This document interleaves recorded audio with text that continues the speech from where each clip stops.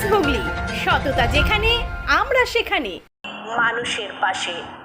Piyasa ladies beauty salon, এখানে যত্ন সহকারে বডি ম্যাসেজ থেকে শুরু করে মহিলাদের বিভিন্ন কাটিংয়ে চুল কাটা হয়, একই সঙ্গে বিয়ে বাড়ির কোণেও সাজানো হয়।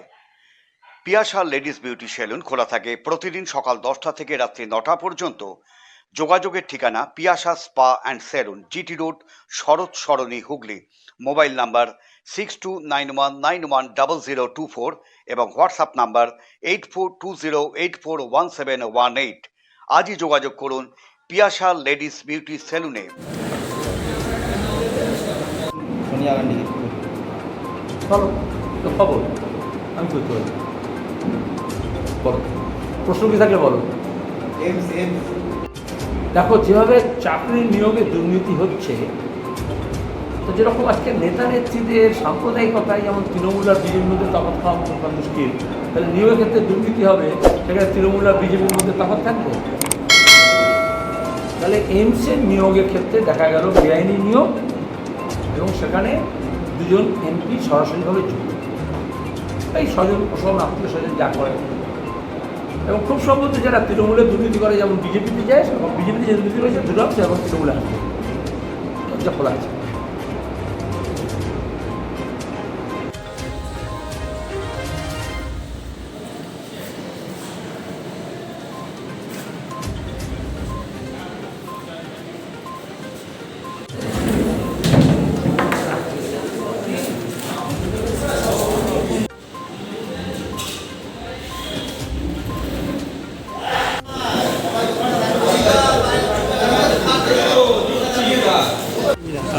সাউন্ড পাবো না রে, কেন রে?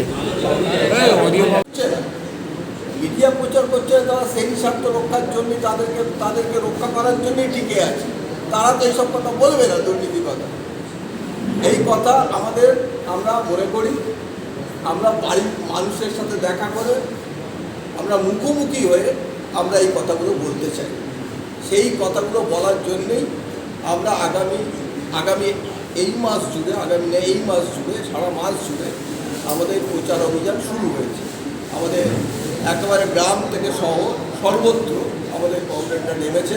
গতকাল থেকে এই কর্মসূচি শুরু হয়েছে। মানুষের মধ্যে অভূতপূর্ব সাড়া, মানুষ সাড়া দিচ্ছেন, মানুষ কথা বলছে, মানুষ এই অবস্থার পরিবর্তন চাইছে। সুতরাং এই অবস্থার পরিবর্তনের জন্য আমাদের আগামী দিনে আমরা আন্দোলন সংগ্রামে আরও যে ব্যাপকভাবে মানুষকে সঙ্গে পেতে চাই। আন্দোলন সংগ্রাম আমাদের আন্দোলনটা একটা ব্যাপক জায়গায় নিয়ে যেতে পারি, মানুষের সাথে সম্পর্ককে আরও যাতে দৃঢ় করতে পারি, সেই ভূমিকাই আমরা পালন করার চেষ্টা করছি। আর সেটাই হচ্ছে যে এই মাস জুড়ে হবে। এইটা হচ্ছে আপনাদের জানার বিষয়। তাহলে তার সূত্র সে শোধ করলাম এখন তাই হচ্ছে, এবং তারা এখন মাস্টারমাইন্ডকে প্রেশারাইজ করছে, মানে আত্মহত্যার পথে চলছে। এক সময় মহাজনী শোষণের বিরুদ্ধে লড়াই হয়েছিল সম্পর্ক, তারপরে ব্যাংক ন্যাশনালাইজেশন হয়েছিল, আর এখন দাঁড়িয়ে আবার আমরা ব্যাংকে দিয়ে সন্তুষ্ট হচ্ছে, ব্যাংকের ব্রাঞ্চ বন্ধ করে দেওয়া হচ্ছে, ব্যাংককে আন্ধায়ন করা হচ্ছে, ব্যাংকে প্রাইভেটাইজ করা হবে, লোকের মধ্যে একটা সম্পর্ক হচ্ছে ব্যাংকে টাকা জমা রাখেন, আর অন্যদিকে মাইক্রো ফাইন্যান্সের দাম এবং সেলফ হেল্প করার ফলে যদি সেই পঞ্চায়েতের নির্মুখী জায়গা হয়ে গেছে, সেলফ হেল্প হচ্ছে। এই জন্যে আমাদের আন্দোলন সংগ্রাম নির্বাচ করে চলেছিল। এই জেলায় জনসংযোগ এবং জনসংযোগ এই কর্মসূচি নেওয়া হয়েছে। হাজার হাজার আমাদের কর্মী সমর্থক দলীয় সদস্য তারা আমাদের 5ই হুগলি জেলা কমিটির বৈঠক, সেই উপলক্ষে আমার এখানে আসা সম্মেলন হয়েছে। তারপরে আমাদের বিভিন্ন স্তরে সমন্বয় ঘিরে সাজানো হয়েছে। তার সঙ্গে মে মাস জুড়ে জিনিসপত্রের দাম যেভাবে বেড়েছে, নিয়মে যা দুর্নীতি হচ্ছে, ছেলেমেয়েদের যারা কাজ হারাচ্ছে, যারা কাজ করতে সঙ্গে কর্মহীন হচ্ছে মানুষ, নতুন কাজের সুযোগ হচ্ছে না, এ নিয়ে আমাদের আন্দোলন সংগ্রাম চলছে। আমাদের জ্বালানি, খাদ্য দুটোই যারা মুনাফা শিকারী তাদের হাতে কেন্দ্র এবং রাজ্য সরকার মিলে সেটা দিয়ে দিচ্ছে, যার ফলে ব্যাপক অর্থের মধ্যবিত্ত মানুষ, নিম্নবিত্ত মানুষ, দুর্বল অংশের মানুষ তারা বাধ্য হচ্ছে বেশি দামে কিনতে। একশো আপনারা জানেন রিলায়েন্স কোম্পানি পেট্রোল পাম্প খুলেছিল, কিন্তু বলেছিল যতক্ষণ না 100 টাকার উপরে তেল হবে ততক্ষণ ওরা তুলে রেখে দিয়েছিল। 100 টাকার উপরে হয়েছে তেল, তারপর আমরা ব্যবসা করছি। এইভাবে এই যে রেশনের দুয়ারে রেশন হচ্ছে, আসলে হচ্ছে গোটা রেশন ব্যবস্থাটা আম্বানি কোম্পানি নিয়ে নিচ্ছে। ফুড আর ফুয়েল আদানি আম্বানি নিয়ে নিচ্ছে। যেমন অর্থনীতির ক্ষেত্রে আমরা হতাম আমদানি রপ্তানি, এখন হচ্ছে আমাদের দেশের অর্থনীতির ক্ষেত্রে আদানি এবং আম্বানি। এই ফুড অ্যান্ড ফুয়েল নিচ্ছে কারণ ওটা ফাইন্যান্স সেক্টরের যেটা, সেটা মুষ্টিমেয় কয়েকজন উঠে যাচ্ছে। কাদের হাতে? যারা ব্যাংকে এনপিএ বাড়িয়েছে, যারা ব্যাংকের টাকা নিয়ে লুট করেছে, যারা ব্যাংকের টাকা মেরে দিয়েছে, সেই টাকা দিয়ে তারা আমাদের সমস্ত অর্থনৈতিক যে সংস্থাগুলো আছে, ব্যাংক, বিমা, সেগুলোকে দিয়েছে। সরকার ব্যাংকে টাকা রাখাটা অলাভজনক করে দিয়েছে, সুদের হার কমিয়ে দিয়ে, পোস্ট অফিসের টাকা রাখাটা অলাভজনক করে দিয়েছে, প্রভিডেন্ট ফান্ড পেনশনের টাকাও মার্কেটে ফেলে দিয়েছে, যার ফলে মানুষের অর্থটা হচ্ছে সুরক্ষাহীন। আমাদের কোর্ট থেকে স্টে আছে, সেই স্টে সত্ত্বেও হিন্দমচরের কারখানা থেকে যন্ত্রপাতি, বিভিন্ন সরঞ্জাম সেগুলো সরানো হচ্ছে। রাজ্য সরকার কিছু করছে, কোর্টের অর্ডার মানছে না, সেটাকে মার্চ করা হচ্ছে। এরকম অসংখ্য কারখানাকে মুখ্যমন্ত্রী উৎসাহ দিচ্ছেন, হচ্ছে তোমার গিয়ে সিন্ডিকেট কাজের মারফত, প্রমোট কাজের মারফত সেটাকে রিয়েল এস্টেট ডেভেলপমেন্ট। আর এখন তিনি বলছেন যে ইলেকট্রিক গাড়ি কেমন হবে, আসলে তো সিঙ্গুল হওয়ার কথা ছিল। সাধারণত যে কারখানা গেছে সিঙ্গুল থেকে টাটা মোটরসে, আজকে দাঁড়িয়ে এদেশের সবচেয়ে বড় ইলেকট্রিক মোটর ভেহিকলস, যেটা হচ্ছে তেলের দাম এত বাড়ছে বলে ব্যাটারি চালিত গাড়ি সেটা পপুলার হবে, এবং সেটাকে তারা সানন্দের কারখানাটাকে ওটাকেই ইলেকট্রিক মোটরসের কারখানা নিয়ে যেতে চাইছে, এবং ইতিমধ্যে কাজ শুরু হয়েছে।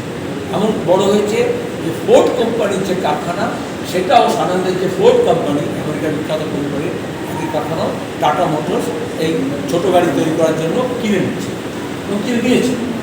ইতিমধ্যে এগ্রিমেন্ট হয়ে গেছে, বাকিটা রেডিমিং হবে। আর সেইখানে দাঁড়িয়ে তিনি এখানে সিঙ্গুলের তামাশা করছেন। কিন্তু হিন্দুস্তান মোটরস এমন কোনো ইলেকট্রিক মোটরস তৈরি করবে বলে এখনও কোনো ক্লিয়ারেন্স নেয়নি, এখনও কোনো আবেদন করেনি, বরঞ্চ সিঙ্গুলের হতে প্রাপ্ত ওসব ঘোষণা করে নাম নেই, তাই সেখানে হামদারের কথা বললাম।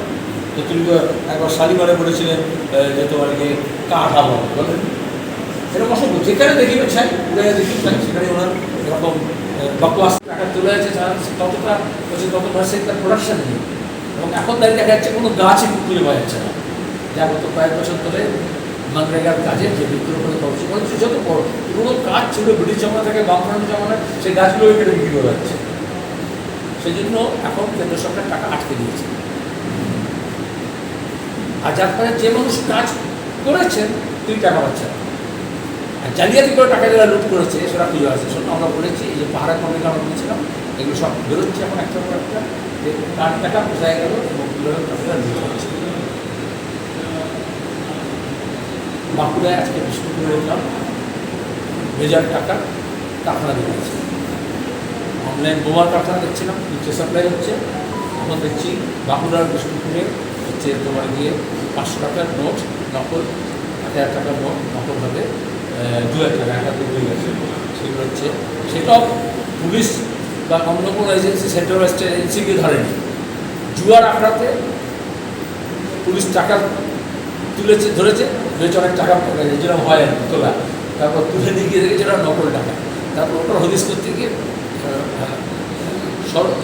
কী বলে সত্যজিৎ রায় স্মরণিত তারা দেখতে পেয়েছে যে সেখানে জেরক্স মেশিন লাগিয়ে তারা জেরক্সের টাকা নকল হচ্ছে আমাদের রাজ্যে। এবং দেখা যাবে তদন্ত করে দেখবে তৃণমূলের যোগ পাওয়া যায়, বলতে পারে। ইচ্ছে দুর্ভাগ্য কী হতে পারে?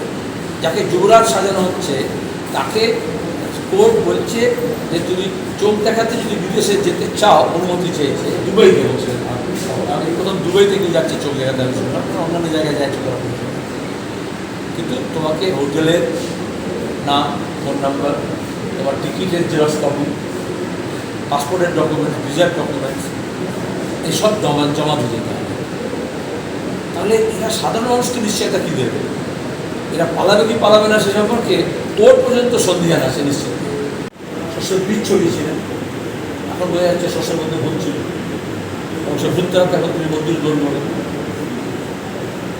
করতে নেই আমাদের এই যে এত বাঙালিয়ানা বাংলা সংস্কৃতি সব বলা হয়, আর কিছু লোক জয় বাংলা জয় বাংলা চিৎকার করে।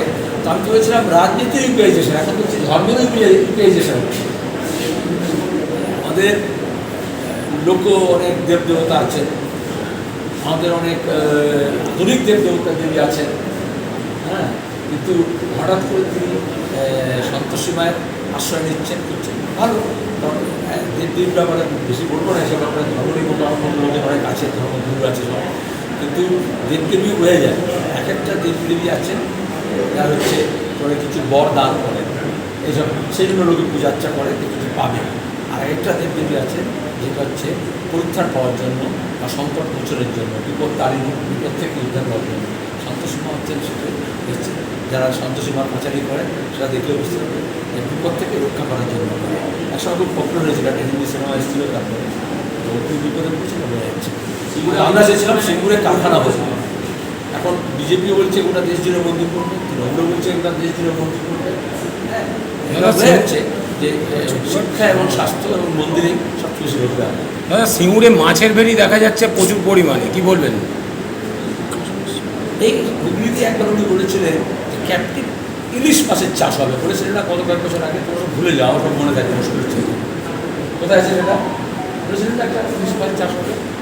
আর এখন তিনি বলেছিলেন যে ফসল 3 ফসলের জমিতে কারখানা করা যাবে না, এটাই তো বলেছিলেন। কৃষি জমিকে নষ্ট করা যাবে না, তার জন্য রেডিমেড কারখানাকে ডিনামাইট দিয়ে উড়িয়ে দিয়েছেন তিনি। আর এখন কৃষি জমিকে জেসিবি লাগিয়ে পুড়ে দিয়ে ভেড়ি করছে।